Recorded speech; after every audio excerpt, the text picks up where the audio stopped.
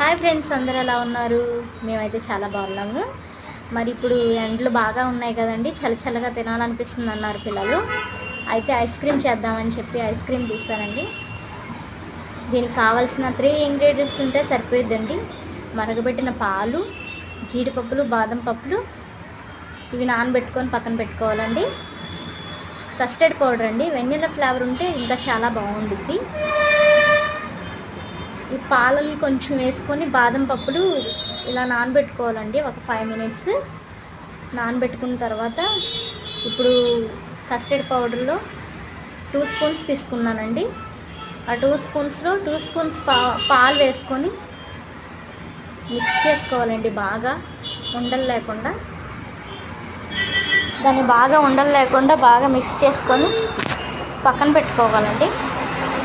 పక్కన పెట్టుకున్న తర్వాత ఇప్పుడు బాదం పప్పులు, జీడిపప్పులు ఉన్నాయి కదండి, అవి కూడా మిక్సీ పట్టుకోవాలండి. మెత్తగా మిక్సీ పట్టుకొని దాన్ని కూడా ఒక బౌల్లో వేసుకొని పక్కన పెట్టుకోవాలండి. ఇలా అండి మెత్తగా పౌడర్ చేసుకోవాలి. పాలు వేసుకుంటే మెత్తగా అవుతుంది.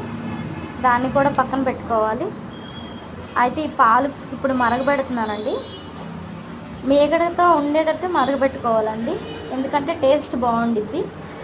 ఇలా మరిగిన తర్వాత కస్టర్డ్ పౌడర్ మరి ఒకసారి కలుపుకుంటూ ఉండలు లేకుండా దాంట్లో వేసుకోవాలండి. కలుపుకుంటూ వేసుకోవాలండి. ఇదంతా బాగా చిక్కగా అవ్వాలండి.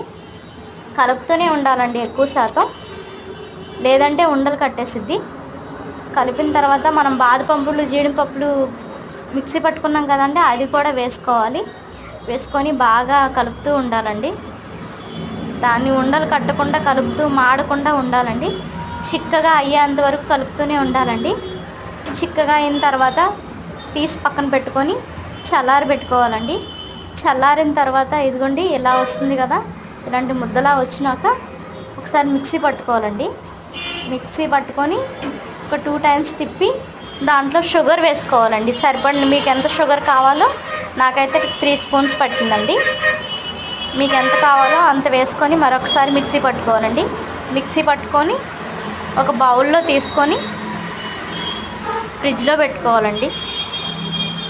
మూత పెట్టేసి ఫ్రిడ్జ్లో పెట్టుకోవాలి. దానిపైన మనకు కావాలనుకుంటే బాదం పప్పులు మరొకసారి చిన్న ముక్కలుగా కోసి పక్కన పెట్టేసుకోవాలి. ఇలా ఫ్రిడ్జు హై వోల్టేజ్లో పెట్టుకోవాలండి. కూలింగ్ బాగా ఎక్కిద్ది. కూలింగ్ అయిన తర్వాత ఇదిగోండి ఐస్ క్రీమ్.